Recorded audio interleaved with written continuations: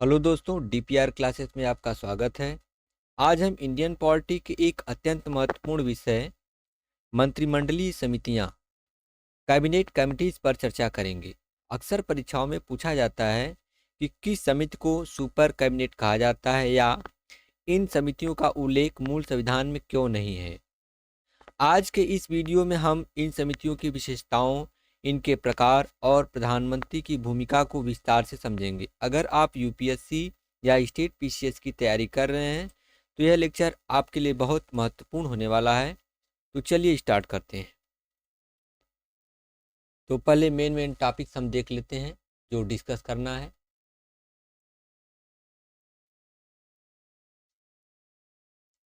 First आपका है मंत्रिमंडलीय समितियों की विशेषताएं। मंत्रिमंडलीय समितियों के प्रकार, अस्थाई और तदर्थ। मंत्रिमंडलीय समितियों के प्रमुख कार्य। महत्वपूर्ण समितियां राजनीतिक, आर्थिक और नियुक्ति समितियां। प्रधानमंत्री और गृह मंत्री की भूमिका। समितियों की संरचना और सदस्यता। मंत्रिमंडलीय समितियों का महत्व, कार्यभार में कमी और लास्ट में हम एमसीक्यूज भी देखेंगे प्रैक्टिस के लिए। तो चलिए स्टार्ट करते हैं। फर्स्ट टॉपिक आपका है मंत्रिमंडलीय समितियों की विशेषताएं, फीचर्स। संविधानेतर संस्थाएं।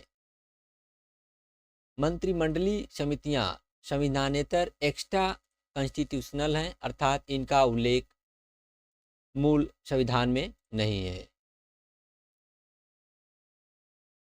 कार्य नियम। इनकी स्थापना भारत सरकार कार्य संचालन नियम 1961 के तहत की गई है। दो श्रेणियां, ये दो प्रकार की होती हैं, अस्थाई स्टैंडिंग और तदर्थ। अस्थाई समितियां निरंतर प्रकृति की होती हैं, जबकि तदर्थ समितियां विशिष्ट समस्याओं के लिए बनाई जाती हैं और काम पूरा होने पर समाप्त हो जाती हैं। सदस्यता। इनकी सदस्यता 3 से 8 तक हो सकती है। इनमें आमतौर पर केवल कैबिनेट मंत्री शामिल होते हैं, लेकिन गैर कैबिनेट मंत्री भी इनके सदस्य हो सकते हैं। नेक्स्ट टॉपिक से आपका है मंत्रिमंडलीय समितियों के कार्य, फंक्शंस। कार्यभार कम करना। ये समितियां कैबिनेट के भारी कार्यभार को कम करने का कार्य करती हैं। गहन जांच। ये नीतिगत मुद्दों की गहराई से जांच करती हैं और प्रभावी समन्वय, इफेक्टिव कोऑर्डिनेशन स्थापित करती हैं। निर्णय प्रक्रिया। ये समितियां न केवल मुद्दों पर विचार करती हैं बल्कि निर्णय भी ले सकती हैं, हालांकि कैबिनेट उनके निर्णयों की समीक्षा कर सकती है। श्रम विभाजन। ये श्रम विभाजन और विशिष्टता के सिद्धांत पर आधारित है। नेक्स्ट है आपका महत्वपूर्ण मंत्रिमंडलीय समितियां, मेजर कमिटीज। राजनीतिक मामलों की समिति। यह घरेलू और विदेशी नीति से संबंधित सभी राजनीतिक मामलों को देखती हैं। इसे सुपर कैबिनेट भी कहा जाता है। आर्थिक मामलों की समिति। यह आर्थिक क्षेत्र की सरकारी नीतियों का निर्देशन और समन्वय करती हैं। नियुक्ति समिति। यह केंद्रीय सचिवालय, सार्वजनिक उपक्रमों और बैंकों के उच्च पदों पर नियुक्तियों का निर्णय लेती हैं। संसदीय मामलों की जांच। यह संसद में सरकार के कार्यों की प्रगति को देखती हैं। समितियों की अध्यक्षता, चेयरमैनशिप। प्रधानमंत्री की भूमिका। अधिकांश महत्वपूर्ण समितियों की अध्यक्षता प्रधानमंत्री द्वारा की जाती है। अनिवार्यता। यदि प्रधानमंत्री किसी समिति के सदस्य हैं तो वह अनिवार्य रूप से उसके अध्यक्ष होते हैं। अपवाद: संसदीय मामलों की समिति की अध्यक्षता अक्सर गृह मंत्री या अन्य वरिष्ठ मंत्री द्वारा की जाती है। और हम इस टॉपिक से रिलेटेड अब एमसीक्यूज देखेंगे। फर्स्ट आपका है, मंत्रिमंडलीय समितियों के संबंध में निम्नलिखित में से कौन सा कथन सत्य है? ये संविधानेतर एक्स्ट्रा कॉन्स्टिट्यूशनल संस्थाएं हैं। एक्स्ट्रा कॉन्स्टिट्यूशनल संस्थाएं हैं। ऑप्शन बी आपका करेक्ट है। नेक्स्ट क्वेश्चन, किसी मंत्रिमंडलीय समितियों का सुपर कैबिनेट के रूप में जाना जाता है? किस मंत्रिमंडलीय समिति को सुपर कैबिनेट के रूप में जाना जाता है? राजनीतिक मामलों की समिति। राजनीतिक मामलों की समिति, ऑप्शन सी आपका करेक्ट है। नेक्स्ट क्वेश्चन, मंत्रिमंडलीय समितियों की सदस्यता के बारे में क्या सही है?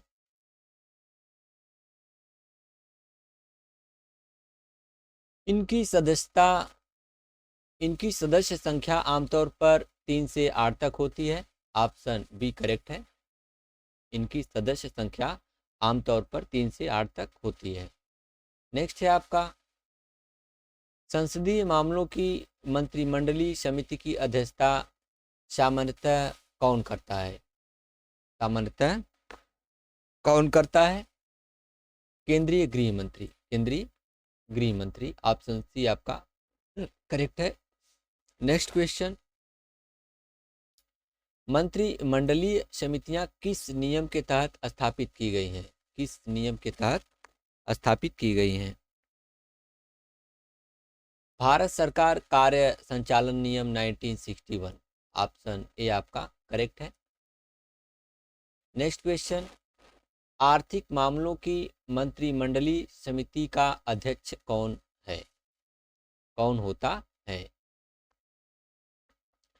प्रधानमंत्री होता है। ऑप्शन सी करेक्ट है आपका।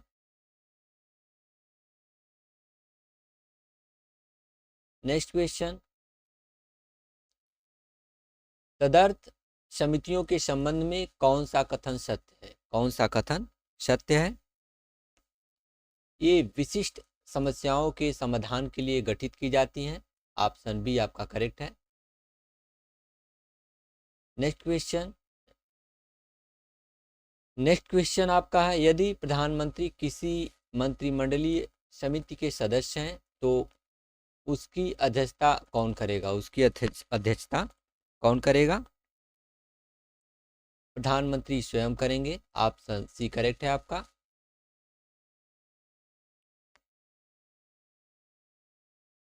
नेक्स्ट आपका है, 2019 में गठित नई मंत्रिमंडलीय समिति का नाम क्या है?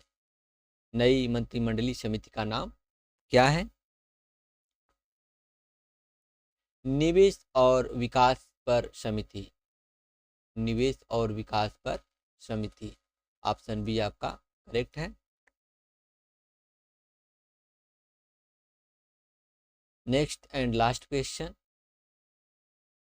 मंत्रिमंडलीय समितियों का मुख्य लाभ क्या है? मुख्य लाभ क्या है? ये कैबिनेट के कार्यभार को कम करती हैं। ये कैबिनेट के कार्यभार को कम करती हैं। ऑप्शन बी आपका करेक्ट है।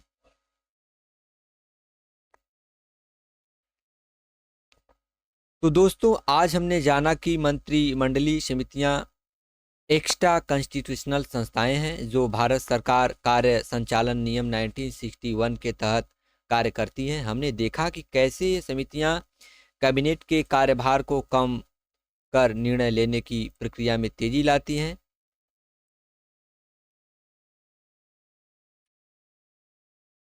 आज का सवाल आपके लिए, अगर प्रधानमंत्री किसी समिति के सदस्य हैं, अगर प्रधानमंत्री किसी समिति के सदस्य हैं तो उसकी अध्यक्षता कौन करता है? अपना उत्तर नीचे कमेंट बॉक्स में जरूर दें। अगर आपको यह वीडियो मददगार लगा हो तो DPR क्लासेस को सब्सक्राइब करें और इस वीडियो को अपने साथी अभ्यर्थियों के साथ शेयर करें। अगले वीडियो में हम एक और महत्वपूर्ण टॉपिक के साथ मिलेंगे। तब तक के लिए पढ़ते रहिए और आगे बढ़ते रहिए। धन्यवाद।